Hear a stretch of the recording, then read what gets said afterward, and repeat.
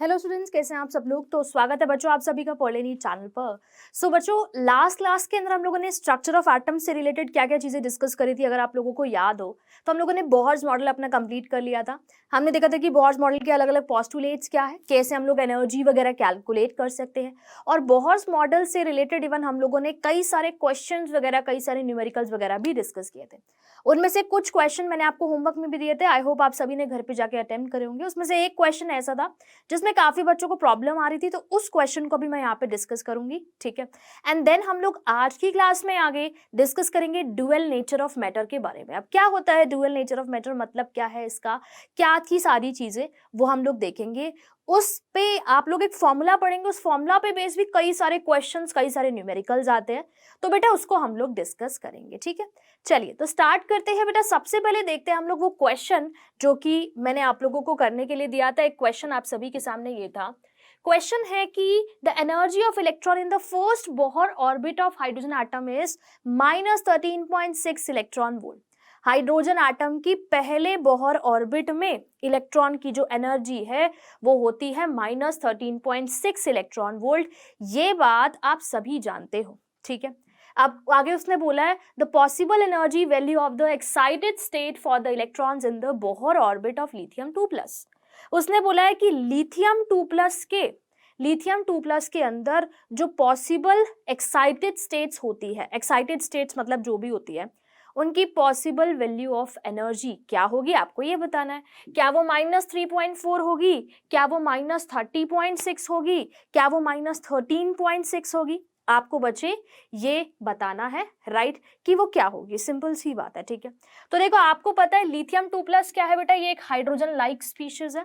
तो hydrogen like species के लिए यार हम लोगों ने एनर्जी लेवल डायग्राम बनाया था ना, बस उसी का आपको इस्तेमाल करना है। आपका क्वेश्चन डायरेक्टली सॉल्व हो जाएगा, ठीक है। जैसे कि अगर आप लोगों को याद हो, सो n इज इक्वल टू 1 की एनर्जी क्या थी, सो वो थी बेटा -13.6 Z² इलेक्ट्रॉन वोल्ट, ठीक है। फिर उसके बाद बेटा n इज इक्वल टू 2 की एनर्जी क्या थी, n इज इक्वल टू 2 की एनर्जी थी -3.4 इलेक्ट्रॉन वोल्ट। फिर उसके बाद बचे n इज इक्वल टू 3 की एनर्जी क्या थी, सो वो थी बेटा -1.51 इलेक्ट्रॉन वोल्ट, है ना। ऐसी n इज इक्वल टू 4 की एनर्जी बेटा क्या थी, वो थी -0.85 इलेक्ट्रॉन वोल्ट, राइट। ये एनर्जी लेवल डायग्राम बेटा हम लोगों ने बना लिया था, ठीक है। अब यहाँ पे सॉरी, मैंने इसको Z² से मल्टीप्लाई नहीं किया है, सो -3.4 into Z² -1.5 into Z² and -0.85 into में Z², ठीक है। क्योंकि हाइड्रोजन लाइक स्पीशीज है तो हमारे पास एनर्जी लेवल डायग्राम जो था वो कुछ इस तरीके से था, ठीक है। अब बेटा बस यही देखना है कि कौन सी हाइड्रोजन लाइक स्पीशीज है। तो यहाँ पे बेटा मेरे पास हाइड्रोजन लाइक स्पीशीज है लिथियम 2+, और अगर लिथियम 2+ है तो इसके लिए Z की वैल्यू बेटा क्या हो जाएगी, Z की वैल्यू हो जाएगी 3। सिंपल है ना। सो अगर बच्चे लिथियम 2+ है, सो लिथियम 2+ के लिए Z की वैल्यू क्या हो जाएगी, Z की वैल्यू मेरे पास हो जाएगी 3, ठीक है। Z की वैल्यू हो जाएगी 3। तो बस यहाँ पे आपको पुट करना है, पुट करोगे है ना, तो सब जगहों पे तो आपको पॉसिबल वैल्यू जो है वो पता चल जाएगी, है ना। तो अगर इसमें पुट करोगे तो -13.6, Z की वैल्यू 3 है तो 3 का स्क्वायर हो जाएगा 9, ठीक है।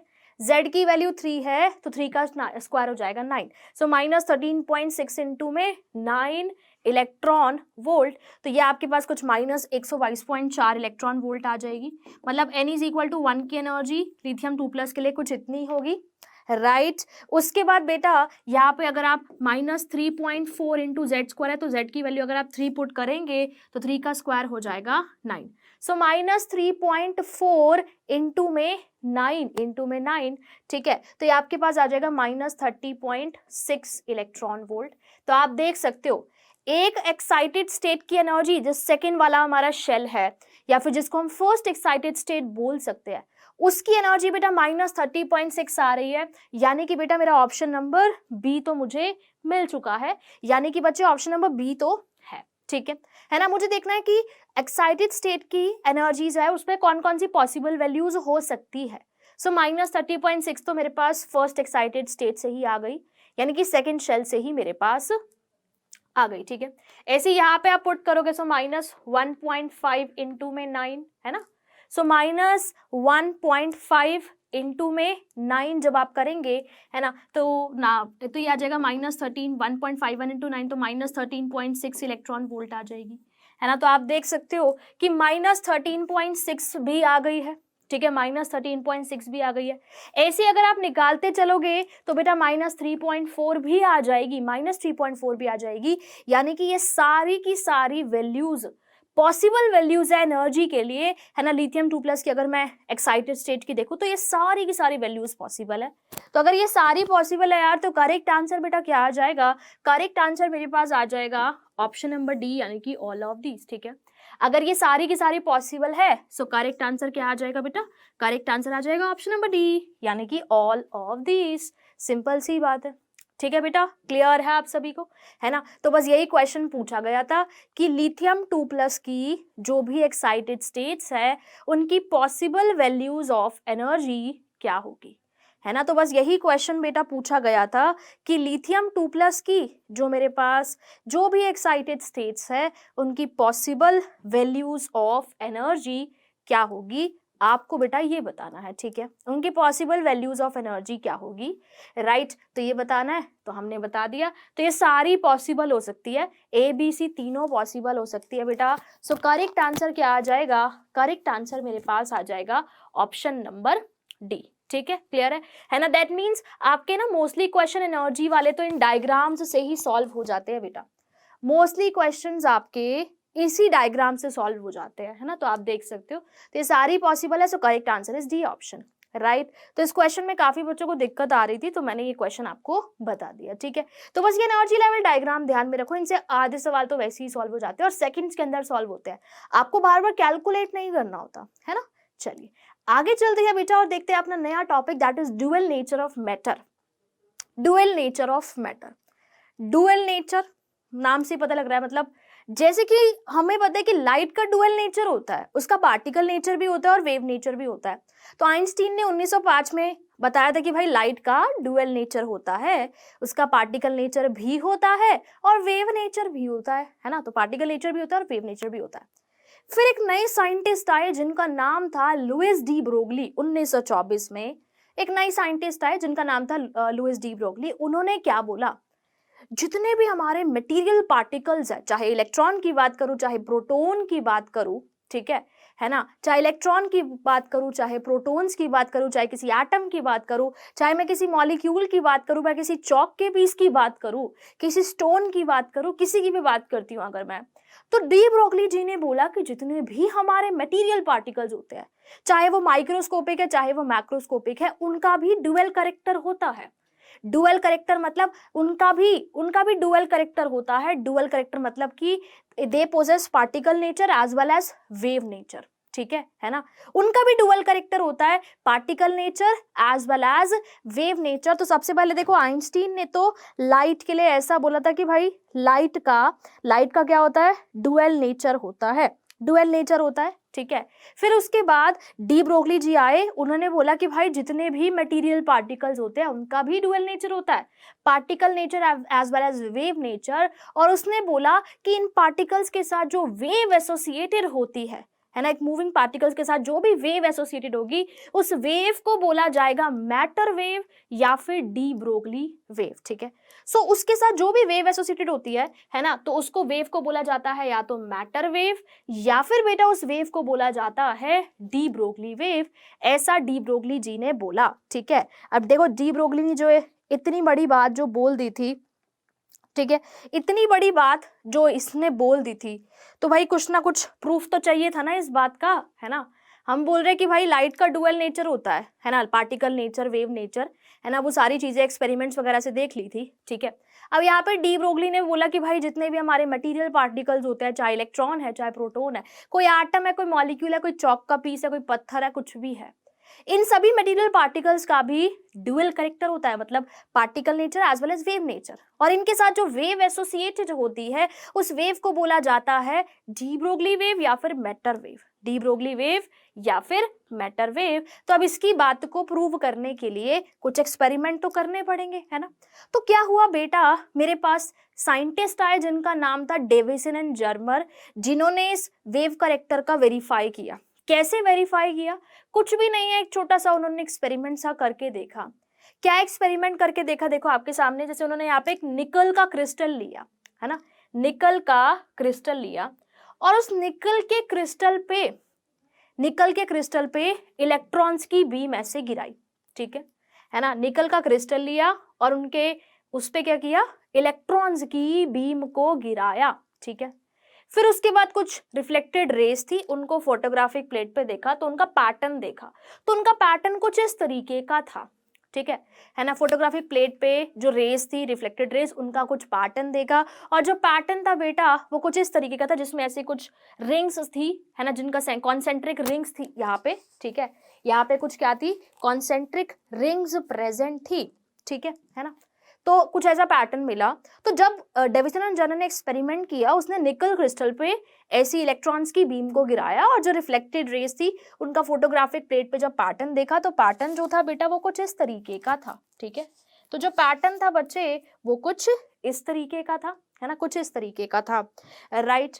और पता है क्या, फिर जब मतलब उन्होंने इस पैटर्न को देखा ना, तो उनको पता था कि ये जो पैटर्न है, ये पैटर्न बिल्कुल वैसा है जैसा एक्सरेज का आता है ना। ये पैटर्न बिल्कुल ऐसा है जैसा एक्सरेज का पैटर्न भी सिमिलर तरीके का था, और जब इलेक्ट्रॉन्स गिराए तो उनका पैटर्न भी कुछ सिमिलर तरीके का था, है ना। मतलब एक्सरेज का पैटर्न भी ऐसा था और जो इलेक्ट्रॉन्स उन्होंने गिराए उसका पैटर्न भी कुछ इसी तरीके का था। तो बस यही से उन्होंने बोला कि यार एक्सरेज का पैटर्न भी तो ऐसा ही आ रहा है। और एक्सरेज आपको पता है क्या होती है? X rays are the electromagnetic waves. X rays बेटा क्या है? एक्सरेज कोई इलेक्ट्रोमैग्नेटिक वेव्स है। एक्सरेज क्या है? इलेक्ट्रोमैग्नेटिक वेव है, मतलब उनका वेव करेक्टर होता है ना। तो क्योंकि इलेक्ट्रॉन्स का पैटर्न एक्सरेज के जैसा आ रहा है और एक्सरेज क्या होती है बेटा? हमारी इलेक्ट्रोमैग्नेटिक वेव होती है, यानी कि वेव करेक्टर होता है।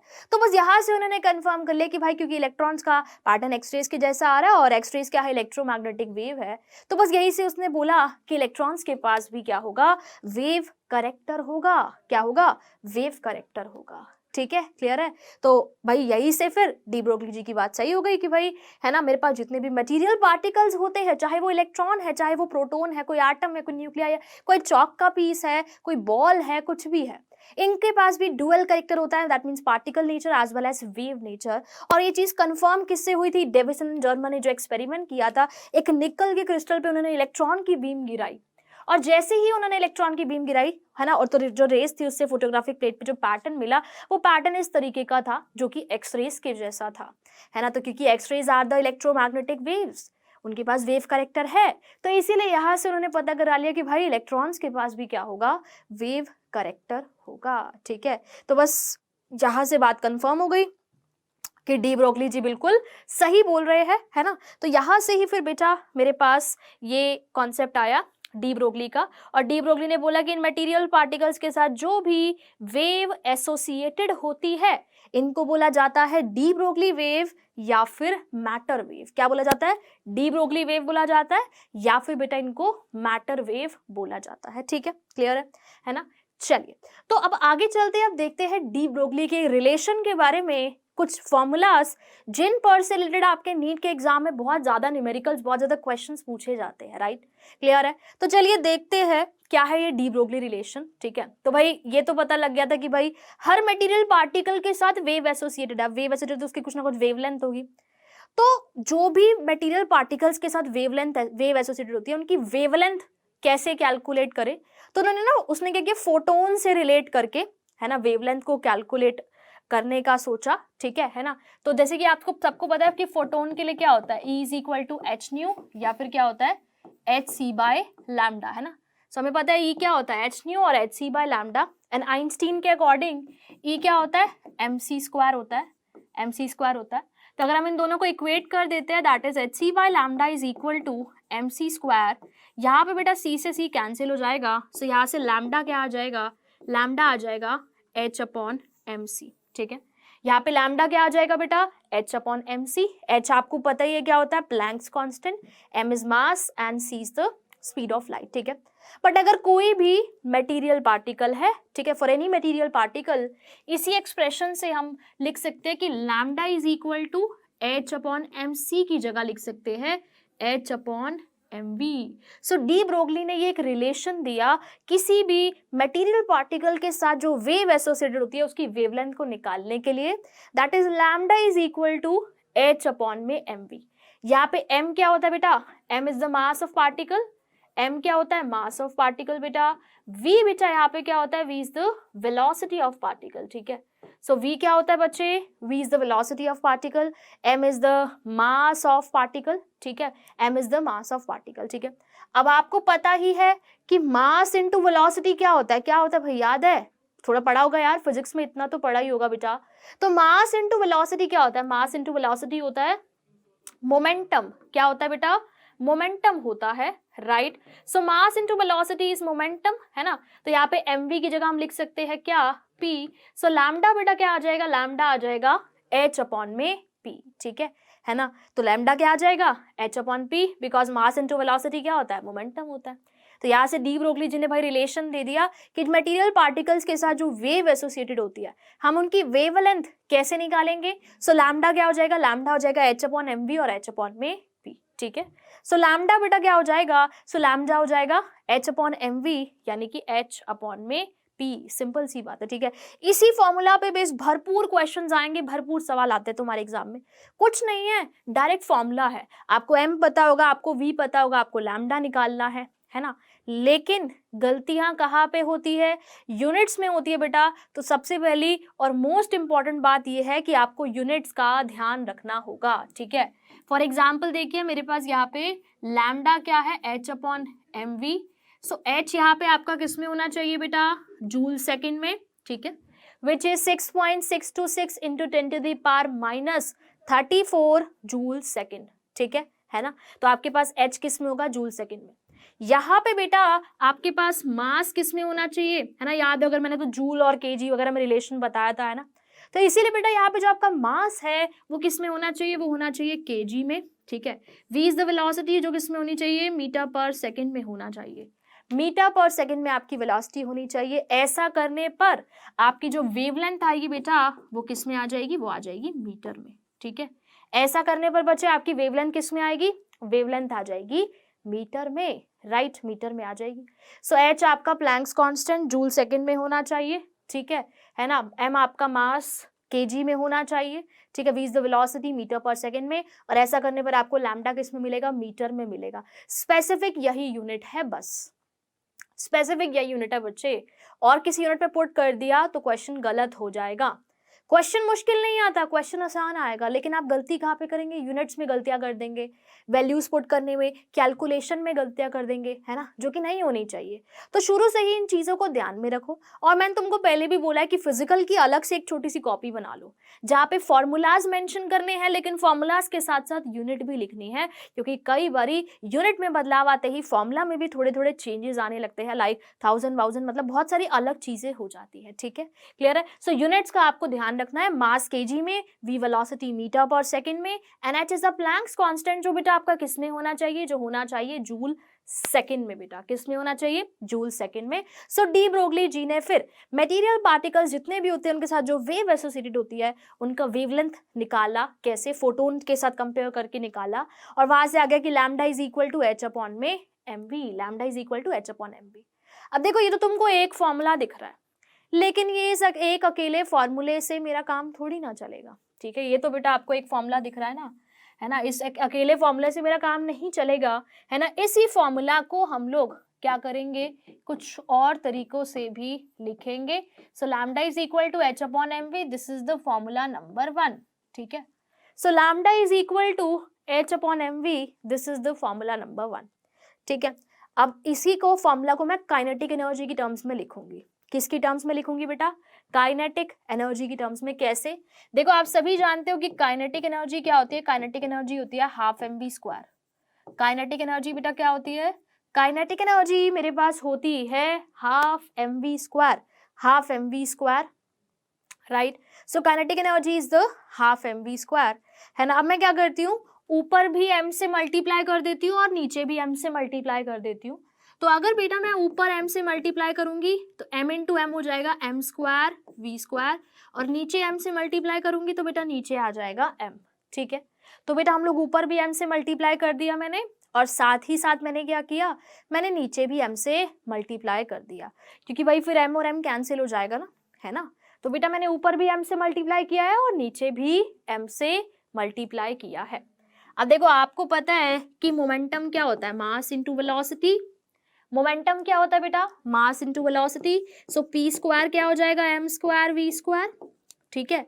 तो पी स्क्वायर बेटा क्या हो जाएगा, पी स्क्वायर हो जाएगा M square V square, M square V square. तो बेटा मैं क्या करती हूँ, एम स्क्वायर वी स्क्वायर की जगह पी स्क्वायर लिख देती हूँ, एम स्क्वायर वी स्क्वायर की जगह पी स्क्वायर लिख देती हूँ, तो हो जाएगा काइनेटिक एनर्जी हो जाएगी पी स्क्वायर अपॉन में 2m। काइनेटिक एनर्जी बेटा क्या हो जाएगी, पी स्क्वायर अपॉन में 2m। देखो ये रटने नहीं होते फॉर्मूला, तुमको एक फॉर्मूला पता है, तुम फॉर्मूला अगर भूल भी जाते हो तो पेपर के अंदर सेकंड्स में एक बार डिराइव कर सकते हो। वैसे तो देखो यार, तुम जितने सवालों की प्रैक्टिस करोगे, जितने क्वेश्चंस करेंगे, जितनी बार आप बार बार फॉर्मूला यूज करेंगे, आपको अपने आप ही फॉर्मूलाज याद हो जाएंगे, ठीक है ना। तो अपने आप ही यार तुमको फॉर्मूलाज वैसे ही याद हो जाएंगे, ठीक है बेटा। तो काइनेटिक एनर्जी क्या होती है, काइनेटिक एनर्जी होती है पी स्क्वायर अपॉन में 2m। काइनेटिक एनर्जी क्या होती है, पी स्क्वायर अपॉन में 2m, ठीक है। सो काइनेटिक एनर्जी क्या है, पी स्क्वायर अपॉन में 2m। तो पी स्क्वायर क्या होगा, पी स्क्वायर हो जाएगा 2m काइनेटिक एनर्जी। यहां से बेटा p क्या आ गया, p आ गया under root of 2m kinetic energy. p यहां से क्या आ गया बेटा, under root of 2m kinetic energy. अब आपको पता है कि लैम्डा क्या होता है, लैम्डा होता है h अपॉन p, तो बस p की जगह रख दो। सो लैम्डा हो जाता है h अपॉन p, p की जगह मैंने रख दिया under root of 2m kinetic energy. तो अगर हमें काइनेटिक एनर्जी दी हो तो भी बेटा हम वेवलेंथ निकाल सकते हैं इस फॉर्मूला से। सो बेटा this formula is formula number 2, formula number 2, ठीक है बच्चों, बात क्लियर हो गई। सो लैम्डा क्या हो गया मेरे पास, लैम्डा हो गया h अपॉन में root 2m kinetic energy, h upon में root 2m kinetic energy, right. That means बेटा अगर आपको काइनेटिक एनर्जी पता है तो बेटा आप क्या कर सकते हो, तो आप लैम्डा कैलकुलेट कर सकते हैं, ठीक है। सो अगर बेटा जी आपको काइनेटिक एनर्जी पता है तो आप क्या कर सकते हो बच्चे, तो आप लैम्डा कैलकुलेट कर सकते हो, है ना, है ना, राइट, क्लियर है ना। सो देखो मैंने कुछ नहीं किया, मैंने बस काइनेटिक एनर्जी के अंदर ऊपर m से मल्टीप्लाई, देन मैं काइनेटिक एनर्जी और मोमेंटम में रिलेशन निकाला और यहाँ पे p की जगह बस मैंने पुट कर दिया रूट 2m काइनेटिक एनर्जी, ठीक है, क्लियर है। अब यहाँ पे इस फॉर्मूला के अंदर h तो आपका किस में होगा, जूल सेकेंड में, मास यहाँ पे बेटा आपका हो जाएगा kg में, और काइनेटिक एनर्जी यहाँ पे आपकी होनी चाहिए जूल्स में, ठीक है। ऐसा करने पर लैम्डा बेटा आपका आ जाएगा मीटर में। सिर्फ तुमको यही यूनिट्स का इस्तेमाल करना है, इसके अलावा गलती से भी कोई और यूनिट अगर तुमने रख दी तो क्वेश्चन वैसे ही गलत हो जाएगा यार, ठीक है। तो बेटा सिर्फ और सिर्फ इन यूनिट्स को ध्यान में रखते हुए फॉर्मूला नंबर 2 का तुमको इस्तेमाल करना है। अभी चिंता मत करो, मैं तुमको कई सारे क्वेश्चंस कराऊंगी, ठीक है, तो आपको वनडे अपने आप ही क्लियर हो जाएंगे, ठीक है बच्चे, बात क्लियर हो गई।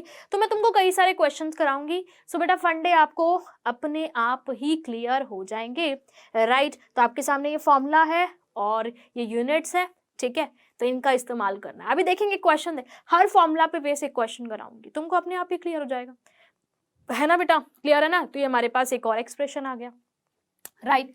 अब इसी एक्सप्रेशन को थोड़ा सा और मॉडिफाई करते हैं, है ना, मतलब थोड़ा सा और मॉडिफाई करेंगे, घुमाएंगे फिराएंगे, एक नया फॉर्मूला ले आएंगे, ठीक है ना। चलिए अब जैसे मान लो कोई चार्ज पार्टिकल है, कोई चार्ज पार्टिकल है, इसको चार्ज है क्यों, मान लो वो रेस्ट पे है, मान लो वो किस पे, रेस्ट पे, रेस्ट पे मतलब रुका हुआ है।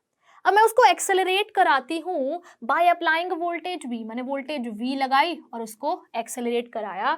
सो इफ कोई चार्ज पार्टिकल है, if a charge particle is accelerated, if a charge particle is accelerated, it is accelerated। कोई चार्ज पार्टिकल था जो पहले किस पे था, रेस्ट पे था, ठीक है, किस पे था, रेस्ट पे था। if a charge particle is accelerated from rest by applying voltage V, by applying voltage V, by applying voltage V, अगर हम वोल्टेज V लगा के चार्ज पार्टिकल को रेस्ट से एक्सेलरेट करते हैं, ठीक है। अगर बेटा हम लोग क्या कर रहे हैं, वोल्टेज V लगा रहे हैं और वोल्टेज V लगा के चार्ज पार्टिकल को रेस्ट से, मतलब पहले वो रेस्ट पे था, अब हमने वोल्टेज लगाया और उसको क्या किया, एक्सेलरेट किया, ठीक है। तो अब इस केस में जो भी इसकी काइनेटिक एनर्जी में चेंज आएगा ना, चेंज इन काइनेटिक एनर्जी, वो किसके इक्वल होगा, which is equal to the work done by applied voltage, it is equal to the work done by applied voltage, ठीक है। जो भी इसकी काइनेटिक एनर्जी में चेंज आएगा it is equal to work done by the applied voltage. अब देखो पहले तो रेस्ट पे ही था, तो पहले तो यार जीरो ही थी काइनेटिक एनर्जी, पहले तो रेस्ट पे था ना, तो पहले जीरो थी। अब जीरो से कुछ काइनेटिक एनर्जी हो गई मान लो के, तो कितना काइनेटिक एनर्जी में बेटा चेंज आया, काइनेटिक एनर्जी में चेंज आया के, क्योंकि यार पहले तो क्या थी, पहले तो वो रेस्ट पे ही था ना, मतलब पहले तो वो क्या था, रेस्ट पे ही था। रेस्ट पे ही का मतलब है बेटा उसकी काइनेटिक एनर्जी थी जीरो, है ना। पहले तो बच्चे वो रेस्ट पे ही था, रेस्ट पे का मतलब है कि उसकी काइनेटिक एनर्जी मेरे पास क्या थी, जीरो थी, ठीक है बच्चे। सो पहले तो यार वो रेस्ट पे ही था, रेस्ट का मतलब है कि उसकी काइनेटिक एनर्जी जीरो थी, है ना। तो अब कुछ काइनेटिक एनर्जी हो गई, तो चेंज कितने का हुआ, इतने का ही तो चेंज हुआ ना, है ना, which is equal to work done by the applied voltage, which is equal to work done by the applied voltage. तो वर्क डन कितना होगा, जितना इस पे क्यू चार्ज इंटू में वी, ठीक है, क्यू इंटू वी, है ना। तो वर्क डन बेटा क्या हो जाएगा, सो वर्क डन मेरे पास हो जाएगा क्यू इंटू वी। सो यहां से आप देख सकते हो काइनेटिक एनर्जी क्या हो गया, काइनेटिक एनर्जी मेरे पास हो गया क्यू इंटू में वी, क्यू इंटू में वी। तो अब आप क्या कर सकते हो, काइनेटिक एनर्जी की जगह क्यू इंटू वी रख सकते हैं बेटा आप, है ना। काइनेटिक एनर्जी की जगह बेटा आप क्या कर सकते हो, काइनेटिक एनर्जी की जगह आप क्यू इंटू वी रख सकते हो। तो अगर आप यहाँ पे क्या करते हो, h अपॉन में root two M, kinetic energy की जगह रख देते हो क्यू इंटू वी, है ना। तो यहाँ पे बेटा मेरा क्या आ जाएगा, मेरा एक और एक्सप्रेशन आ जाएगा which is formula number 3, that is lambda is equal to h upon में root two M Q V, lambda is equal to h upon में root two M Q V, root two M Q V, simple सी बात है, ठीक है, clear है बच्चों, है ना, root two M Q V, right, clear है ना। अब देखो, अब क्वेश्चन में मोस्ट ऑफ द केसेस में वैसे हम लोग बात करेंगे इलेक्ट्रॉन्स की, तो इलेक्ट्रॉन्स के लिए इस फॉर्मूला को क्यों ना थोड़ा सा सिंप्लीफाई किया जाए, है ना। तो देखो इलेक्ट्रॉन्स के लिए, फॉर इलेक्ट्रॉन्स, अगर मेरे पास इलेक्ट्रॉन है मान लो, तो इलेक्ट्रॉन के लिए m क्या हो जाएगा, मास ऑफ इलेक्ट्रॉन, जो कि कितना होता है 9.1 into 10 to the power minus 31 kg, है ना। सो इलेक्ट्रॉन के लिए बेटा हम लोग क्या करेंगे, मास ऑफ इलेक्ट्रॉन लिख देंगे, जो कि बेटा कितना होता है 9.1 इन 10 टू पावर माइनस 31 kg। अगर हम Q की बात करें तो इलेक्ट्रॉन का चार्ज कितना होगा 1.6 into 10 to the power minus 19 coulomb, है ना। अगर मैं Q की बात करूं तो बेटा इलेक्ट्रॉन का चार्ज कितना होगा, सो वो हो जाएगा 1.6 into 10 to the power minus 19 coulomb, है ना। तो अगर मैं यहाँ पे m की वैल्यू रख दूं इलेक्ट्रॉन के लिए, q की वैल्यू रख दूं, h की वैल्यू रख दूं, h की वैल्यू रख दूं, तो हमने एक एक्सप्रेशन निकाला हुआ है जो कि आप सभी डायरेक्टली अपने क्वेश्चंस के अंदर इस्तेमाल करेंगे और तुमको आंसर मिल जाएगा। तो लैम्डा बेटा क्या होता है फॉर इलेक्ट्रॉन, ये होता है अंडर रूट ऑफ 50 अपॉन में v एंगस्ट्रॉम, है ना, एंगस्ट्रॉम में निकाला हुआ है हमने, और वो कितना होता है अंडर रूट ऑफ 150 अपॉन में v एंगस्ट्रॉम, है ना। या फिर लैम्डा क्या हो जाएगा 12.26 अपॉन में रूट वी एंगस्ट्रॉम।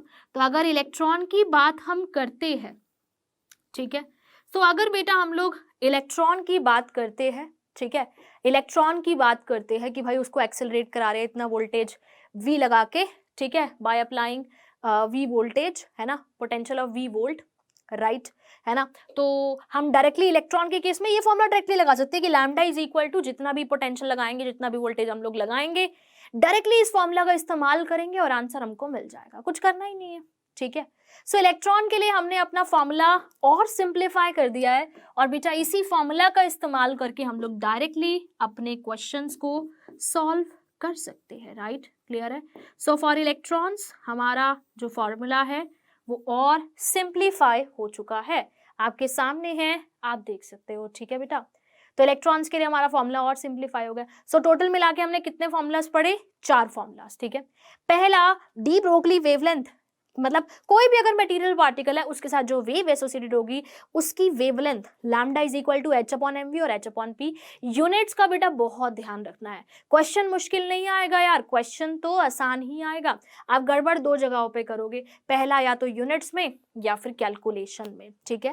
पहला बेटा या तो यूनिट्स में गड़बड़ करेंगे या फिर आप कैलकुलेशन में गड़बड़ करेंगे, ठीक है, क्लियर है ना, है ना। तो इसलिए यूनिट्स का और कैलकुलेशन का बहुत ध्यान रखना है और घबराना नहीं होता यार, मतलब न्यूमेरिकल से, क्वेश्चन से, कैलकुलेशन से घबराना नहीं है। जिस दिन तुम ये डर दूर कर दोगे ना कि भाई कैलकुलेशन मेरे को बहुत टाइम लग जाता है या मुझसे नहीं होंगी, अपने आप चीजें होने लग जाएगी, अपने आप चीजें आसान हो जाएगी, ठीक है। तो जब तुम डर दूर कर दोगे तो चीजें अपने आप ही बेटा हो जाएगी। तो डर नहीं रखना बस माइंड में, ना न्यूमेरिकल का, ना क्वेश्चंस का, ना कैलकुलेशंस का, बस, ठीक है।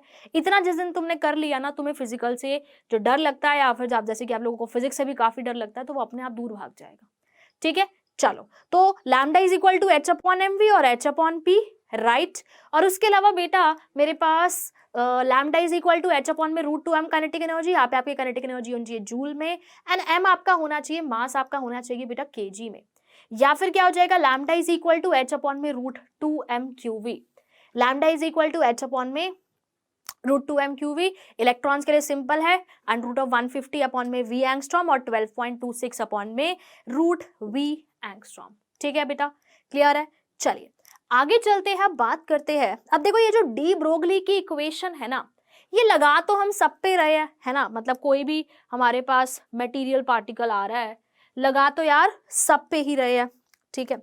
लेकिन ये जो सिग्निफिकेंट होती है ना, वो सिर्फ और सिर्फ माइक्रोस्कोपिक पार्टिकल्स के लिए होती है। मैक्रोस्कोपिक पार्टिकल्स, मैक्रोस्कोपिक कौन से, जैसे कोई बॉल हो गई, है ना, जो बड़े बड़े पार्टिकल्स है हमारे, क्योंकि उनका मास बहुत ज्यादा होता है। मतलब कहने का मतलब ये है कि लगा तो यार देखो हम सब पे रहे हैं, कोई भी मटेरियल ऑब्जेक्ट आ जाता है हम सब पे ही लगा रहे हैं। बट अगर मैं इसके सिग्निफिकेंस की बात करूं ना, it has significance only in the case of microscopic particles. जो माइक्रोस्कोपिक पार्टिकल्स है सिर्फ उसी के लिए सिग्निफिकेंट है, मैक्रोस्कोपिक पार्टिकल्स के लिए नहीं है। क्यों? क्योंकि आपको पता है देखो लैम्डा क्या होता है, एच अपॉन एम वी। अब मैक्रोस्कोपिक पार्टिकल्स का मास बहुत ज्यादा होगा, अगर मास बहुत ज्यादा होता है ना तो इनकी वेवलेंथ बहुत बहुत बहुत बहुत छोटी आती, इतनी छोटी आती है कि भाई हमारे लिए किसी काम की नहीं, हम उसको मेजर भी नहीं कर सकते सॉरी, इतनी छोटी आती है कि हमारे लिए काम की नहीं है, सिंपल सी बात है, ठीक है। सो बेटा ये लगा तो हम इसको सबके ले रहे हैं, लेकिन अगर मैं इसके सिग्निफिकेंस की बात करती हूँ तो it is significant only for the microscopic particles, क्योंकि मैक्रोस्कोपिक पार्टिकल्स का मास बहुत ज्यादा, और मास बहुत ज्यादा को तो भाई लैम्डा बहुत ही छोटी आएगी, वेवलेंथ इतनी छोटी आएगी कि भाई हमारे लिए किसी काम की नहीं है। चलो मैं तुमको एग्जाम्पल से दिखाती हूँ कि आप खुद देखना एक मैक्रोस्कोपिक पार्टिकल के लिए वेवलेंथ कितनी छोटी आ रही है, ठीक है। चलो एक क्वेश्चन देखते हैं, क्वेश्चन आपके सामने है बेटा, देखिए क्वेश्चन क्या है कि what will be the wavelength of a ball. एक बॉल है, बॉल आपको पता है मैक्रोस्कोपिक हो गया, है ना, जिसका मास कितना है 0.1 kg, है ना, मास कितना है 0.1 kg। It is moving with velocity of 10 metre per second, velocity कितनी है उसकी 10 मीटर पर सेकेंड। आपको बताना है वेवलेंथ कितनी होगी, लैम्डा क्या होगा, है ना। तो देख सकते हो तुम अब खुद ही, मैक्रोस्कोपिक पार्टिकल है, मास बहुत ज्यादा है, तुम खुद ही देखना कि इसकी वेवलेंथ कितनी छोटी आएगी, ठीक है। सो लैम्डा क्या होता है, लैम्डा होता है एच अपॉन एम वी। अब यूनिट्स का बहुत ध्यान रखना है, एच आपका हो गया 6.626 into 10 to the power -34 joule second, right. M हो गया मास, मास कितना है बेटा, मास इज 0.1 kg। v क्या है बेटा, v है वेलोसिटी, वेलोसिटी कितनी है 10 मीटर पर सेकेंड सॉरी, तो 0.1 इंटू 10 तो 1 ही हो गया, 0.1 इंटू 10 तो यार 1 ही हो गया, है ना। तो बस आपके पास लैम्डा कितना आ जाएगा, लैम्डा आना चाहिए था मीटर में, और वो आ जाएगा 6.626 into 10 to the power -34 metre. अब यार तुम सोच सकते हो क्या, 10 to the power -34, 10 to the power -34, ठीक है। अगर किसी को इसमें कंफ्यूजन हो कि मैम ये कैंसिल कुंसिल कैसे हो रहा है, चलो वो भी बता, देखो ऊपर क्या है जूल सेकेंड, है ना, जूल क्या होता है न्यूटन मीटर, वो भी बता देती हूँ, है ना। तुम्हें किसी तरीके की कोई कंफ्यूजन नहीं रहनी चाहिए बस माइंड में, हो सकता है कुछ बच्चे ऐसा सोच रहे हो कि मैम जी एक बात बताओ, ये कैंसिल कैसे हो रहा है, ऊपर जूल है फिर नीचे केजी वगैरह है ना। तो करके दिखा देती हूँ क्या दिक्कत है ना। तो देखो जूल सेकंड है ऊपर, जूल क्या होता है न्यूटन मीटर, न्यूटन मीटर, ठीक है। सो न्यूटन फोर्स, फोर्स क्या होता है मास इंटू एक्सेलरेशन, तो केजी इंटू में मीटर पर सेकेंड स्क्वायर, ठीक है ना। केजी इंटू में metre per second square into में metre as it is, newton को मैंने लिखा है बस kg metre per second square, metre as it is, second as it is, ठीक है। से हो जाएगा kg metre into metre, metre square, second -2 second, तो ये हो जाएगा सेकेंड -1। सो जूल सेकेंड मेरे पास इतना आ गया है ना। अब देखो ऊपर क्या था जूल सेकेंड, जूल सेकेंड की जगह लिख देती हूँ केजी मीटर स्क्वायर पर सेकेंड डिवाइडेड बाय एम क्या है मास किस में होगा केजी में होगा, ठीक है। वेलोसिटी मीटर पर सेकेंड में, तो देखो केजी से केजी कैंसिल हो गया, पर सेकेंड से पर सेकेंड, मीटर से मीटर, एक मीटर बच रहा है। तो इसीलिए बेटा मैंने बोला कि यहाँ पे जो मेरी वेवलेंथ है वो किस में आएगी, वो मीटर में आएगी, ठीक है। तो इसीलिए बच्चे मैंने बोला कि यहाँ पे मेरे पास वेवलेंथ बेटा किस में आएगी, सो वेवलेंथ बच्चे मेरे पास आ जाएगी मीटर में, किस में आ जाएगी मीटर में आ जाएगी, राइट बेटा, क्लियर है। तो इसीलिए मैंने बोला है ना, तो मैंने तुमको प्रूफ भी करके दिखा दिया कि क्यों मैं मास केजी में ले रही हूँ, क्यों मैं वेलोसिटी मीटर पर सेकंड में ले रही हूँ। ऐसा करने पर ही लैम्डा मीटर में आएगा, है ना, ठीक है ना। तो अब कोई कंफ्यूजन नहीं रहनी चाहिए, हर चीज तुम्हारे दिमाग में क्लियर होनी चाहिए। अभी डाउट रह गया तो वो पूरे 2 साल तक डाउट रहेगा, ठीक है, कभी क्लियर ही नहीं होगा। तो कोई दिक्कत आती है, कोई कंफ्यूजन आती है, आप कमेंट सेक्शन में लिख सकते हो, मैं आपके डाउट का जरूर आंसर करूंगी, ठीक है बच्चों, क्लियर हो गई बात, है ना। तो यहाँ पे हमने क्या देखा कि भाई वेवलेंथ एक बॉल के लिए जिसका मास बहुत ज्यादा है, तो उसके लिए वेवलेंथ बेटा क्या आ रही है, उसके लिए वेवलेंथ आ रही है 10⁻⁻34, 10⁻⁻34, है ना। कितनी छोटी वेवलेंथ यार, तुम सोचो ना, 10⁻⁻30 हो रहा हूँ, किसी काम की नहीं है, ठीक है। तो इसीलिए हमने बोला कि डी ब्रोगली का जो रिलेशन है ना, ये लगा तो हम सब पे रहे हैं, है ना, बट इसका सिग्निफिकेंस सिर्फ और सिर्फ माइक्रोस्कोपिक पार्टिकल्स के लिए होता है ना, क्योंकि उनके केस में वेवलेंथ फिर भी ठीक ठाक आएगी, बट मैक्रोस्कोपिक में मास बहुत ज्यादा होता है, तो वेवलेंथ ऐसे बहुत ही छोटी आती है, ठीक है। जो वेवलेंथ है बेटा मेरे पास बहुत ही छोटी आती है, तो ऐसा उसका कोई सिग्निफिकेंस नहीं है बेटा, इसीलिए, ठीक है बच्चों, बात क्लियर हो गई सभी को, है ना। तो ये छोटी छोटी चीजें हैं बेटा जिसका बस आप लोगों को ध्यान रखना है, राइट। चलिए अगले सवाल पे चलते हैं, अब नेक्स्ट क्वेश्चन पे चलते हैं। अब जो भी फॉर्मूला बताए हैं हर फॉर्मूला पे बेस एक एक सवाल तुमको कराने वाली हूँ। क्या क्वेश्चन है देखो, the mass of electron is 9.1 into 10⁻⁻31 kg। अब इलेक्ट्रॉन की बात हो रही है, मास दिया हुआ है, उसकी काइनेटिक एनर्जी दी हुई है 3 इंटू 10⁻⁻25 जूल्स।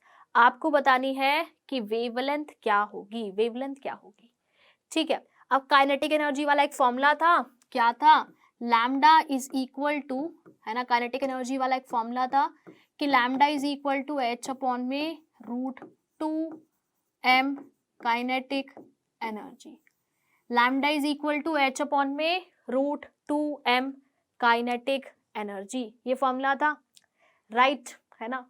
अब काइनेटिक एनर्जी पता है, मास पता है तुमको, बस वैल्यू ही तो पुट करनी है, और काइनेटिक एनर्जी जूल मैंने बताया था। यहाँ पे आपका मास किस में होना चाहिए बेटा, केजी में, और काइनेटिक एनर्जी यहाँ पे होनी चाहिए आपकी जूल में। तो बस यार फॉर्मूला में पुट ही तो करना है ना, और क्या करना है, ठीक है, क्लियर है। सो लैम्डा क्या हो जाएगा, h क्या होता है 6.626 into 10⁻⁻34 joule second divided by √2 into mass क्या होता है 9.1 इंटू 10⁻⁻31 kg, -31 kg, ठीक है। काइनेटिक एनर्जी कितनी दी हुई है, काइनेटिक एनर्जी दी हुई है 3 इंटू 10⁻⁻25, ठीक है जी, है ना। तो बस अब बाकी काम तो यार देखो मैथ्स का ही है, और कुछ करना ही नहीं है। तो हो जाएगा 6.626 इंटू में 10⁻⁻34 डिवाइडेड बाय √3 इंटू 2 6 इंटू 9.1, ठीक है, इंटू में, ठीक है, 10⁻क्या हो जाएगा ये -31 + 25, तो -656 हो जाएगा, ठीक है ना। तो 6.626 इंटू में 10⁻34 डिवाइडेड बाय ये कितना हो जाएगा 6 अंडर रूट ऑफ 54.6 और 10 टू दी पावर माइनस 56 का अंडर रूट, ठीक है, 10 टू दी पावर माइनस 56 का अंडर रूट, है ना, यही तो करेंगे ना भाई, यही तो करेंगे, राइट। तो 6.626 divide by under root of 54.6, ठीक है, और ये हो जाएगा 10 टू दी पावर माइनस 34 और ये कितना हो जाएगा 10 to the power minus 28, 10 to the power minus 28, right, clear है ना, 10 टू दी पावर माइनस 28, ठीक है बच्चों, बात क्लियर हो गई। बस अब बाकी काम तो थोड़ा सा ही बच गया है। 6.626 divided by under root of 54.6, 10 to the power minus 28 ऊपर जाके बन जाएगा 10 to the power 28 minus 34 plus 28, तो ये हो जाएगा कितना, ये हो जाएगा बेटा आपके पास माइनस 34 प्लस 28 माइनस 6 हो जाएगा। सो यहाँ से आपका लैम्डा निकाल लेना यार, मीटर में आ जाएगा। सवाल सॉल्व हो चुका है, सवाल सॉल्व हो चुका है, बस यही तो करना था। मतलब डायरेक्ट बेटा फॉर्मूला लगाना है और तो कुछ करना ही नहीं है, ठीक है।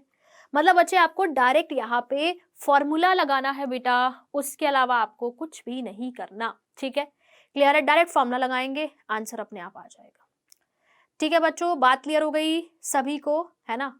तो आप देख सकते हो, बस यूनिट्स का ध्यान रखना है, कैलकुलेशन का ध्यान रखना है, उसके अलावा कुछ नहीं करना। सिंपल फॉर्मूला है यार, और कुछ है ही नहीं, है ना, क्लियर है। चलिए अब इसके बाद एक और लेक्चर आएगा बस इस चैप्टर का, ठीक है, जिसमें हम लोग सारी चीजें, हाइजेनबर्ग अनसर्टेनिटी प्रिंसिपल है, क्वांटम नंबर्स है, ठीक है, ये सारी चीजें हम लोग नेक्स्ट लेक्चर के अंदर अपना कवर अप कर लेंगे, ठीक है, क्लियर है।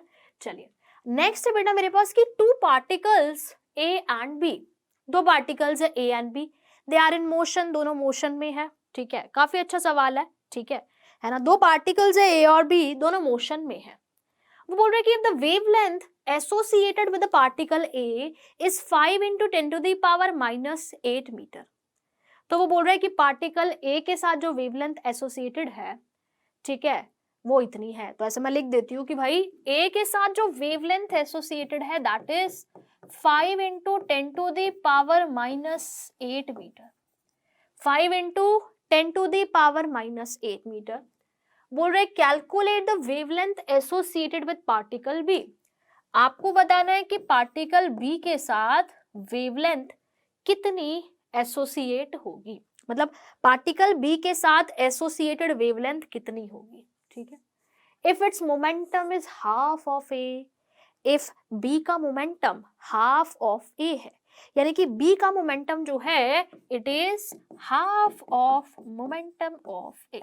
मुझे एक तो ये चीज गिवन है, मुझे पार्टिकल ए का वेवलेंथ गिवन है, ठीक है, पार्टिकल बी की वेवलेंथ निकालनी है, और मुझे गिवन है कि बोल रहा है कि momentum is half of the ए, मतलब बी का जो मोमेंटम है वो ए के मोमेंटम के आधा है, ठीक है, ऐसा करके मुझे गिवन है, ठीक है। तो जब भी आपको देखो फिजिकल के न्यूमेरिकल सॉल्व करने की एक छोटी सी टिप यही है, पहले क्वेश्चन को ध्यान से समझिए, है ना। देखो अभी आपके पास टाइम है, अभी आपको हो सकता है पहली बारी क्वेश्चन पढ़ो तो समझ में ना आए, दूसरी बारी क्वेश्चन पढ़ो तो समझ में ना आए, पर जब तीसरी बार पढ़ोगे ना कुछ तो दिमाग में जाएगा ही, ठीक है। तो क्वेश्चन को 2 से 3 बार पढ़ो, जो चीजें आपको गिवन है क्वेश्चन के अंदर आप उसको लिखो, जो चीजें गिवन है उसको नोट करो, ठीक है। उसके बाद उस क्वेश्चन के अंदर फॉर्मूला क्या लग सकता है ये सोचो, फिर जब आप ये चीजें देख लोगे तो आपको थोड़ा थोड़ा क्लिक करने लगेगा माइंड में कि हाँ भाई ये हो सकता है ना। तभी तो सोचने की क्षमता तभी बढ़ेगी ना, जब सोचोगे, बिना सोचे समझे कैसे काम चलेगा, ठीक है। तो पहले जो चीजें गिवन है वो लिख लो। अब जैसे मुझे पता है कि यहाँ पे lambda is equal to H upon P वाला फार्मूला लग रहा है, मेरे को देखते ही बात चमक गई, तुम्हारे भी दिमाग में ये बात चमकनी चाहिए, अगर नहीं चमक रही तो गड़बड़ है, प्रैक्टिस करो अपने आप हो जाएगा। और कभी भी ना न्यूमेरिकल जब सॉल्व करने बैठते तो यार आंसर मत देखो क्या दिया हुआ है, अगर आंसर देख लोगे तो फिर तो कभी सोच ही नहीं पाओगे ना। पहले खुद कोशिश करो, हो सकता है 5 मिनट लगे, हो सकता है 10 मिनट लगे सॉल्व करने में, पर जब तक तुम खुद नहीं सोचोगे तो कुछ भी नहीं होगा, राइट, क्लियर है। सोचो कि उससे रिलेटेड क्या फॉर्मूला था, और फॉर्मूला तभी याद रहेगा जब आपने फॉर्मूला की अलग से कॉपी बना रखी होगी, ठीक है बच्चों, बात क्लियर हो गई। चलो अब क्वेश्चन पे चलते हैं। तो क्या तुमको यहाँ से चमका कि कौन सा फॉर्मूला लग रहा है? मुझे वेवलेंथ दिया है, मुझे मोमेंटम दिया है पार्टिकल का, तो यहाँ से मुझे एक बात चमकी कि भाई lambda is equal to H upon M V होता है और lambda is equal to H upon P होता है। यही वाला फॉर्मूला यहाँ पे लगेगा, ठीक है, यही वाला फॉर्मूला बेटा यहाँ पे लगेगा। So lambda is equal to H upon M V होता है या फिर lambda is equal to H upon P होता है, ठीक है। तो यही फॉर्मूला बेटा मेरे पास यहाँ पे लगेगा, ठीक है बच्चों, बात क्लियर हो गई। यही लगेगा बस, और कुछ भी नहीं लगेगा, ठीक है। अब लैम्डा क्या होता है? H upon P. तो देखो लैम्डा ए क्या हो जाएगा? लैम्डा ए हो जाएगा एच अपॉन में पी ए। ऐसे ही लैम्डा बी क्या हो जाएगा? लैम्डा बी हो जाएगा एच अपॉन में पी बी, ठीक है, एच अपॉन में पी बी। सिंपल सी बात है ना। अगर मैं इन दोनों को डिवाइड कर दूं तो lambda A upon lambda B कर दूं तो H upon P A divided by H upon में पी बी, एच से एच कैंसिल, पी बी ऊपर चला जाएगा तो हो जाएगा पी बी अपॉन में पी ए, है ना। सो यहां से बेटा मेरे पास क्या आया? मेरे पास आया कि लैम्डा ए अपॉन में lambda B it is equal to P B upon में P A. It is equal to P B upon में P A, P B upon में पी ए। सिंपल सी बात है, ठीक है। लैम्डा ए अपॉन में lambda B it is equal to P B upon में पी ए, है ना। ये रिलेशन हमने निकाल लिया। और यार वैसे भी तुमको पता है ना कि lambda is inversely proportional to momentum, lambda is inversely proportional to P. So अगर लैम्डा अपॉन लैम्डा बी करेंगे तो पी ए नीचे आएगा और ये फिर ऊपर चला जाएगा। यार इतनी सी बात है ना। ये सारी चीजें तो तुमको समझनी पड़ेगी ना बेटा, ठीक है ना। तो आपको पता है कि lambda is inversely proportional to P, so यहाँ से भी बेटा आप डायरेक्टली देख सकते हो, है ना। अब तुमको पता है लैम्डा ए कितना है यार? लैम्डा ए है 5 into 10 to the power -8 metre, ठीक है। लैम्डा बी बेटा आपको निकालना है, ठीक है। और अब तुमको पता है कि P B is half of P A. P B क्या है? Half of P A. तो पी बी को पुट कर देते हैं हाफ ऑफ पी ए और ये नीचे भी क्या आ जाएगा? P A. तो अब पी ए से पी ए तो कैंसिल हो गया। अब लैम्डा बी निकालना है बस। तो लैम्डा बी को इधर ले जाएंगे, ये हाफ है तो 2 इधर चला जाएगा, तो 2 into 5 into 10 to the power -8 metre और lambda B it is equal to lambda B, ठीक है। तो लैम्डा बी क्या हो जाएगा? ये हो जाएगा 10 into 10 to the power -8 metre, यानी कि 10 to the power -7 metre. So lambda B बेटा कितना हो जाएगा? लैम्डा बी मेरे पास हो जाएगा 10 टू दी पावर -7 मीटर, ठीक है। कितना हो जाएगा बेटा? सो लैम्डा बी मेरे पास हो जाएगा 10 to the power -7 metre. Simple सी बात है, ठीक है, क्लियर है। तो आपके पास आप देख सकते हो आंसर आ गया। यही तो निकालना था ना, लैम्डा बी तो निकालना था। लैम्डा बी मेरे पास आ गया 10 to the power -7 metre. Question solve हो चुका है, सवाल सॉल्व हो चुका है बेटा, सवाल सॉल्व हो चुका है, आपके सामने है, आप देख सकते हो, राइट, क्लियर है ना। तो बस ऐसे भी क्वेश्चंस बेटा आपके पास पूछे जा सकते हैं। कुछ भी नहीं है भाई, जो गिवन है वो लिखो, फॉर्मूला जो लग सकता है उसको सोचो, फिर देखो कि कैसे आपके पास क्वेश्चन सॉल्व होगा, ठीक है। So lambda is inversely proportional to P होता है, यहाँ से मैंने रिलेशन निकाला। लैम्डा ए पता था, पी बी पता था, विच इज क्या है? Half of P A, its momentum is half of A, तो बस पुट किया और लैम्डा भी बेटा यहाँ से हम लोगों ने निकाल लिया। सिंपल सी बात है, ठीक है, क्लियर हो गई बात? सभी बच्चों को बात क्लियर हो गई ना? चलो आगे नेक्स्ट क्वेश्चन पे। तो देखो हमने H is equal to M V वाला फॉर्मूला भी देख लिया, काइनेटिक एनर्जी वाला भी देख लिया, है ना, ये वाला फॉर्मूला भी देख लिया। अभी और क्वेश्चन करते हैं। अब देखो एक फॉर्मूला बताया था ना, वो वाला इलेक्ट्रॉन वाला, है ना, कि जब किसी चार्ज पार्टिकल को रेस्ट से एक्सेलरेट कर रहे हैं by applying voltage V, potential V, then change in kinetic energy work done के इक्वल होगा। तो यहाँ से निकालता है H/√2m⁴ फिर इलेक्ट्रॉन के लिए मैंने आपको बताया कि डायरेक्टली आप लगा सकते हो, दैट इज 12.26 अपॉन में √v एंगस्ट्रॉम, 12.26 अपॉन में √v एंगस्ट्रॉम, ठीक है। तो चलिए अब एक बार देखते हैं क्वेश्चन, फिर उसी फॉर्मूला से रिलेटेड, ठीक है। तो क्वेश्चन बेटा आपके सामने दिया हुआ है। क्या क्वेश्चन है जरा ध्यान से पढ़िए। क्वेश्चन है कि calculate the de Broglie wavelength of an electron. तो मेरे पास एक इलेक्ट्रॉन है और उसने बोल दिया इलेक्ट्रॉन है, उसकी डी ब्रोगली वेवलेंथ निकालनी है। That has been accelerated from rest.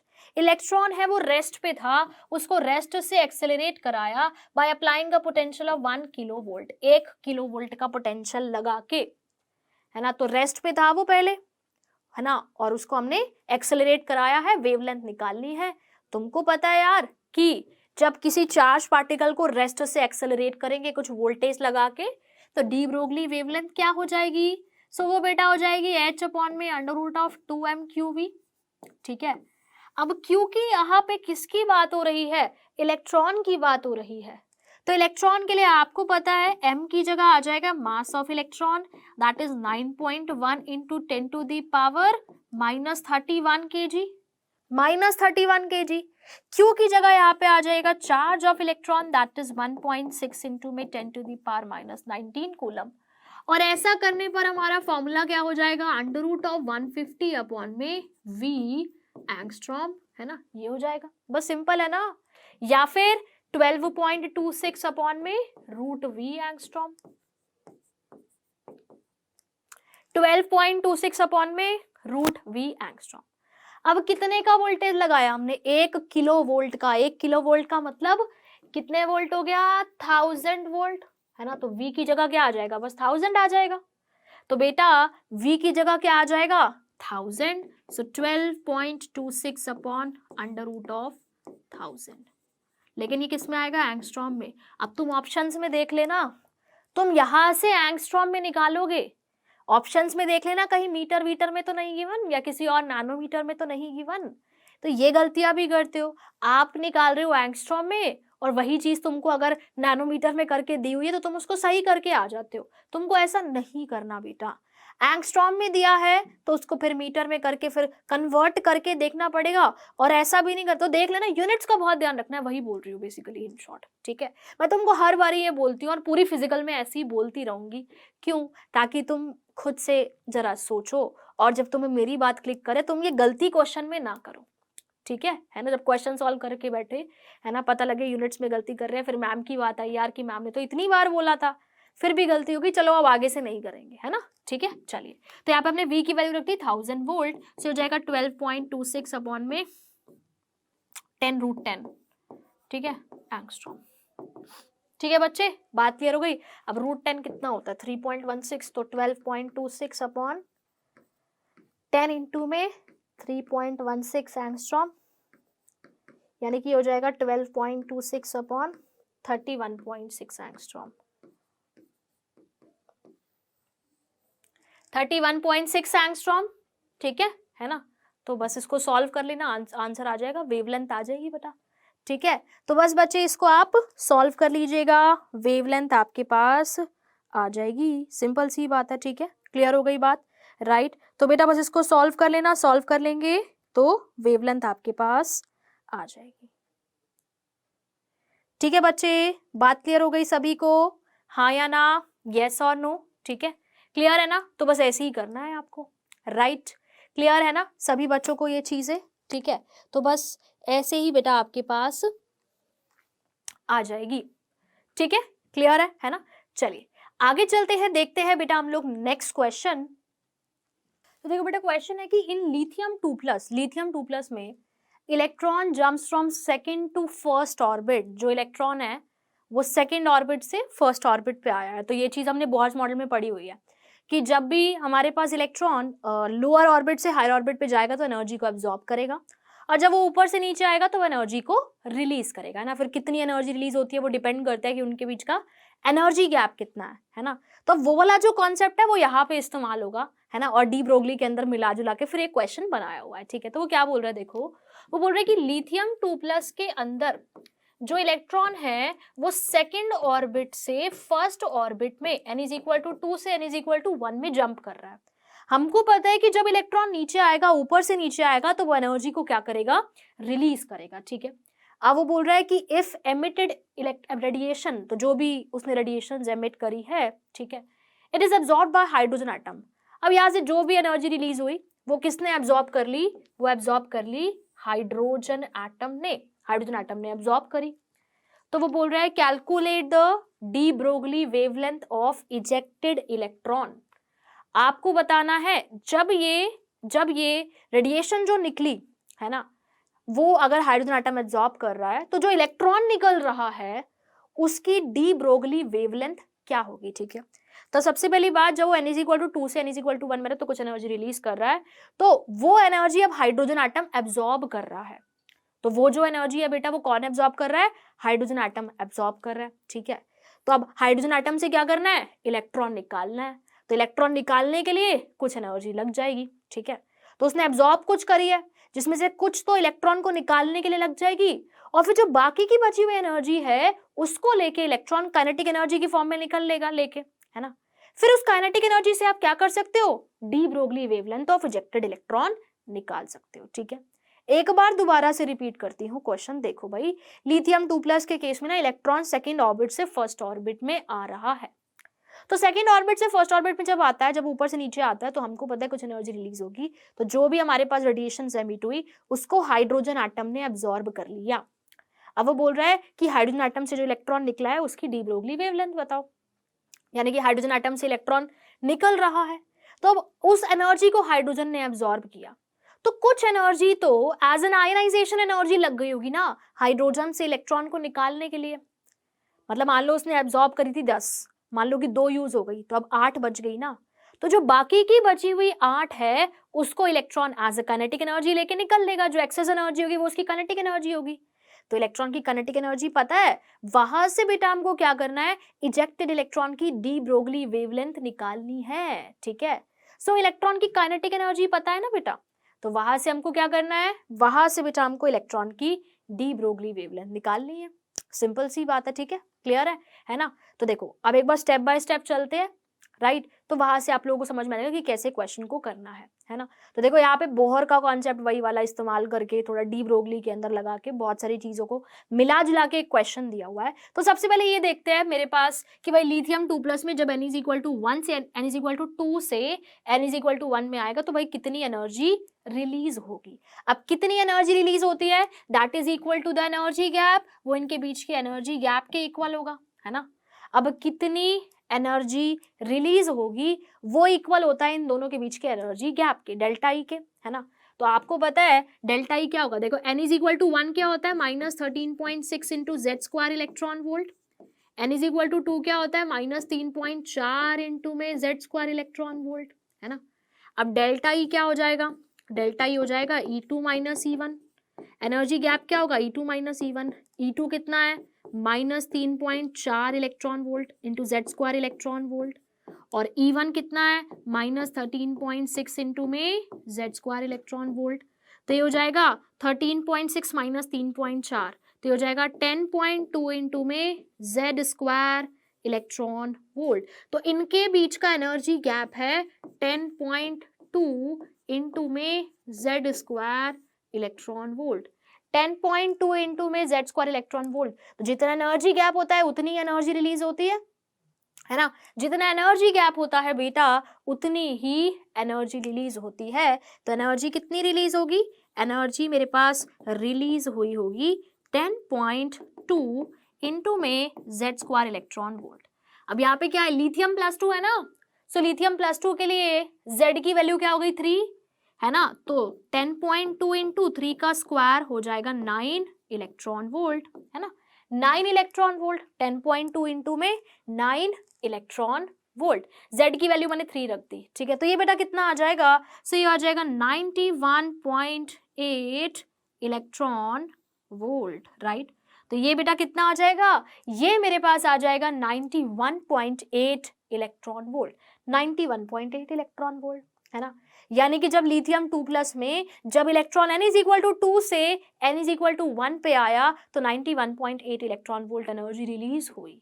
हमने कैसे निकाला, हमने निकाला इनके एनर्जी गैप से। और वैसे भी यार तुमको पता ही है कि 10.2 Z² होता है, तो यहाँ से तुम आराम से निकाल सकते थे एनर्जी लेवल डायग्राम से। ये तो बस तुमको मैंने समझाने के लिए पूरा बताया है ना। डेल्टा ई निकाला, E2 - E1 किया, Z की वैल्यू रखी, वहां से देख लिया। वैसे भी तुमको पता है ना कि ये गैप 10.2 Z² होता है, तो लिथियम 2+ के लिए Z की वैल्यू 3 पुट करके इतनी एनर्जी रिलीज हुई। अब देखो ये जो इतनी एनर्जी रिलीज हुई है ना, ये एनर्जी हाइड्रोजन एटम ने एब्जॉर्ब करी, ठीक है। तो energy absorbed bye hydrogen atom कितनी है, सो एनर्जी कितनी एब्जॉर्ब करी है बेटा, तो वो एब्जॉर्ब करी है 91.8 इलेक्ट्रॉन वोल्ट।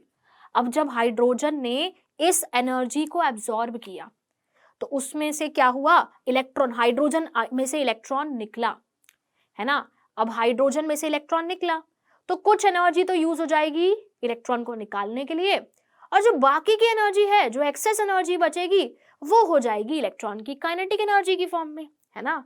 और फिर बेटा जो हमारी एक्सेस एनर्जी हो जाएगी वो हो जाएगी इलेक्ट्रॉन की काइनेटिक एनर्जी की फॉर्म में। तो एनर्जी एब्जॉर्ब तो उसने इतनी करी है ना, और energy required to remove electron कितनी होगी, जो उसकी आयनाइजेशन एनर्जी होगी।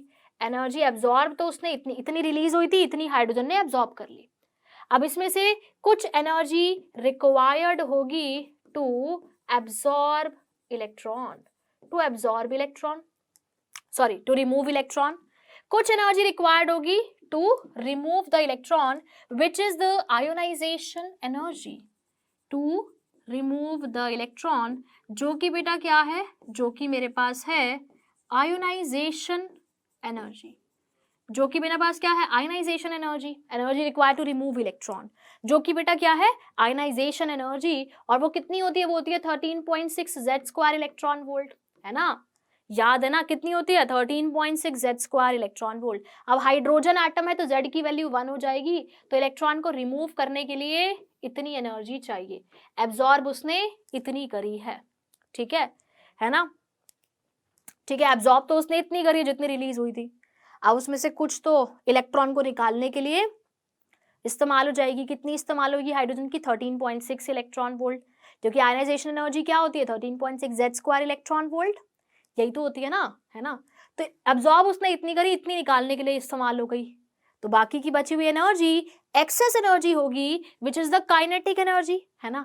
तो बाकी की बची हुई एनर्जी मेरा क्या होगी, एक्सेस एनर्जी, जो कि क्या होगी, इलेक्ट्रॉन की kinetic energy which is 91.8 electron volt minus 13.6 electron volt, minus 13.6 electron volt, simple सी बात है, ठीक है। तो ये कितना हो जाएगा, ये हो जाएगा मेरे पास 91 माइनस 13 78.2 इलेक्ट्रॉन वोल्ट। तो एक्सेस एनर्जी जो होगी वो इतनी होगी, और ये एक्सेस एनर्जी क्या होगी बेटा, ये एक्सेस एनर्जी होगी इलेक्ट्रॉन की काइनेटिक एनर्जी, है ना। ये एक्सेस एनर्जी बेटा क्या हो जाएगी, ये हो जाएगी इलेक्ट्रॉन की काइनेटिक एनर्जी ऑफ इलेक्ट्रॉन। अब बेटा आपको पता है कि काइनेटिक एनर्जी क्या है, क्या आप इजेक्टेड इलेक्ट्रॉन की डी ब्रोगली वेवलेंथ नहीं निकाल सकते, क्या बेटा आप इजेक्टेड इलेक्ट्रॉन की डी ब्रोगली वेवलेंथ नहीं निकाल सकते, निकाल सकते हो ना। आपको काइनेटिक एनर्जी पता है, आप उसकी डी ब्रोगली वेवलेंथ बहुत ही इजीली कैलकुलेट कर सकते हैं बेटा, बहुत ही इजीली कैलकुलेट कर सकते हैं, राइट। काइनेटिक एनर्जी तुमको पता है ना, इलेक्ट्रॉन वोल्ट में, ठीक है। अब आप उससे डी ब्रोगली वेवलेंथ नहीं निकाल सकते, तुम्हें लैम्डा का फॉर्मूला पता है, बस उसी को इस्तेमाल करके निकालना है, और इसको अब तुम करोगे होमवर्क के अंदर, काइनेटिक एनर्जी मैंने तुमको बता दी, तुम्हें लैम्डा निकालना है। So this is your homework question है, इसका आंसर मुझे आप सभी से चाहिए कमेंट सेक्शन के अंदर, ठीक है बेटा। काइनेटिक एनर्जी आपको पता है, लेकिन ये इलेक्ट्रॉन वोल्ट में है, तो थोड़ा दिमाग लगाओ, सोचो कैसे करेंगे कि हमारे पास डायरेक्टली आ जाएगा। इवन तुमको पता है, तुम वो 12.26/√v वाला फॉर्मूला भी लगा सकते हो, ठीक है ना। काइनेटिक एनर्जी इलेक्ट्रॉन वोल्ट में है, तो काइनेटिक एनर्जी क्या होता है, E चार्ज इंटू V, है ना, तो वहां से V आ जाएगा, V से आपके पास लैम्डा आ जाएगा, तो आप इस तरीके से भी कर सकते हो, है ना। तो एक बार करना, घर पे जाके थोड़ा सोचना, थोड़ा दिमाग लगाना, हो जाएगा सॉल्व। एंड इसका आंसर मुझे कमेंट सेक्शन में चाहिए कि इजेक्टेड इलेक्ट्रॉन की डी ब्रोगली वेवलेंथ क्या होगी, ठीक है। अब क्वेश्चन समझ में आया, मतलब देखो उसने बोहर्स मॉडल के क्वेश्चन को और इस क्वेश्चन को आपस में ही क्या कर दिया, लिंक कर दिया, और लिंक कर मतलब बोहर वाले कॉन्सेप्ट को, कि जब ऊपर से नीचे आ रहा है तो एनर्जी रिलीज होगी, और फिर आयोनाइजेशन वाले कॉन्सेप्ट को, और फिर इसको डी ब्रोगली वेवलेंथ वाले कॉन्सेप्ट से रिलेट कर दिया, और रिलेट करके एक बढ़िया सा सवाल बना दिया, है ना। उसने बोला कि जब लिथियम 2+ के केस में n=2 से n=1 पे आ रहा है, तो जो रेडिएशन एमिट होगी वो हाइड्रोजन ने एब्जॉर्ब करी है। हाइड्रोजन ने जब एब्जॉर्ब करी है तो इलेक्ट्रॉन निकला है, तो निकलने वाले इलेक्ट्रॉन की डी ब्रोगली वेवलेंथ क्या होगी। तो हमें पता है कि 2 से 1 पे जब आते हैं तो एनर्जी रिलीज होती है 10.2 Z² इलेक्ट्रॉन वोल्ट। लिथियम 2+ है तो Z की वैल्यू 3 रख दी, तो वहां से हमने देख लिया कि भाई एनर्जी इतनी रिलीज होगी। अब यही एनर्जी क्या किया है बेटा, यही एनर्जी हाइड्रोजन ने अब्सॉर्ब करी है। सो हाइड्रोजन ने कितनी एनर्जी अब्सॉर्ब करी, तो अब्सॉर्ब करी है 91.8 इलेक्ट्रॉन वोल्ट। इलेक्ट्रॉन निकालने के लिए एनर्जी कितनी चाहिए, हाइड्रोजन से इलेक्ट्रॉन निकालने के लिए, है ना, हाइड्रोजन से इलेक्ट्रॉन निकालने के लिए, हाइड्रोजन में इलेक्ट्रॉन होता है n इज इक्वल टू 1 से उसको इनफाइनाइट तक लेके जाना है, तो एनर्जी होती है -13.6 इलेक्ट्रॉन वोल्ट, इसकी एनर्जी होती है 0। एनर्जी कितनी चाहिए होगी, है ना, that is 0 minus -13.6 electron volt, तो एनर्जी रिक्वायर्ड होगी 13.6 इलेक्ट्रॉन वोल्ट। हाइड्रोजन के लिए n इज इक्वल टू 1 की एनर्जी है -13.6, इनफाइनाइट तक लेके जाना है, तो एनर्जी गैप हो जाएगा 13.6, वही एनर्जी रिक्वायर्ड होगी, एंड वही बेटा क्या होगी, मेरी आयोनाइजेशन एनर्जी। और वैसे भी तुमको फॉर्मूला बताया था हाइड्रोजन लाइक स्पीशीज का, that is 13.6 Z² electron volt, है ना, 13.6 Z² इलेक्ट्रॉन वोल्ट। यानी कि बेटा मुझे इलेक्ट्रॉन निकालने के लिए इतनी एनर्जी चाहिए, अब्सॉर्ब इतनी करी है, तो बाकी की बची हुई एक्सेस एनर्जी हो गई। तो एक्सेस एनर्जी को इलेक्ट्रॉन लेके काइनेटिक एनर्जी की फॉर्म में निकल लिया, है ना। तो काइनेटिक एनर्जी पता है, यहाँ से तुम्हें डी ब्रोगली वेवलेंथ निकालनी है। अब कैसे निकाल सकते हो ये तुम सोचोगे और मुझे आंसर बताओगे, ठीक है, और एंगस्ट्रॉम में मुझे बताना है आंसर, ठीक है, एंगस्ट्रॉम में मुझे तुम्हें बताना है, वैसे तो किसी में भी बता सकते हो, बट कोशिश करना करने की, ठीक है। अगर नहीं हुआ तो कमेंट में लिख देना, मैं नेक्स्ट क्लास में तुमको बता दूंगी कैसे करना है, ठीक है, क्लियर है। अब यार काइनेटिक एनर्जी पता है, लैम्डा का फॉर्मूला तुम जानते हो, तो लैम्डा का फॉर्मूला लगाना है बेटा और बस सॉल्व करना है, उसके अलावा बेटा आपको कुछ भी नहीं करना, ठीक है, क्लियर है।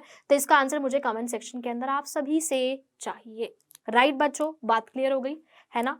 चलिए, सो यहाँ पे बेटा हमारा ड्यूअल नेचर, ये जो तीन फॉर्मूला बताए ना, lambda is equal to h/mv, h/p, h/ में √2m kinetic energy and h/ में √2m qv, ठीक है, ये फॉर्मूला आप लोगों को ध्यान में रखना है और इस पे बेस्ड न्यूमेरिकल क्वेश्चंस की घर पे जाके आज प्रैक्टिस करनी है, क्योंकि बेटा इससे सवाल आएंगे तो काफी सिंपल सवाल आएंगे, काफी इजी क्वेश्चंस इससे रिलेटेड आएंगे। आप गड़बड़ कर सकते हो फॉर्मूला में या यूनिट्स में, यूनिट्स मैंने बता दी है साथ साथ, ताकि तुमसे गलती ना हो, ठीक है। अब देखो बच्चे, इस चैप्टर में बचा है Heisenberg uncertainty principle at orbitals के बारे में, ठीक है, उनकी शेप्स वगैरह, क्वांटम नंबर्स, तो ये सारी चीजें हम लोग नेक्स्ट क्लास में करेंगे। तो नेक्स्ट वीक आपका ये जो चैप्टर है वो कवर अप कंप्लीट हो जाएगा, देन हम लोग स्टार्ट करेंगे अपना थर्ड चैप्टर, ठीक है। चलिए, तो मिलते हैं बच्चों नेक्स्ट क्लास में। कोई प्रॉब्लम आती है, कोई डाउट आता है तो कमेंट सेक्शन में मेंशन कर सकते हो, और यार होमवर्क का आंसर जरूर लिख दिया करो, ठीक है। चलिए, तो मिलेंगे बच्चों हम लोग नेक्स्ट सेशन में। थैंक यू वेरी मच बच्चों।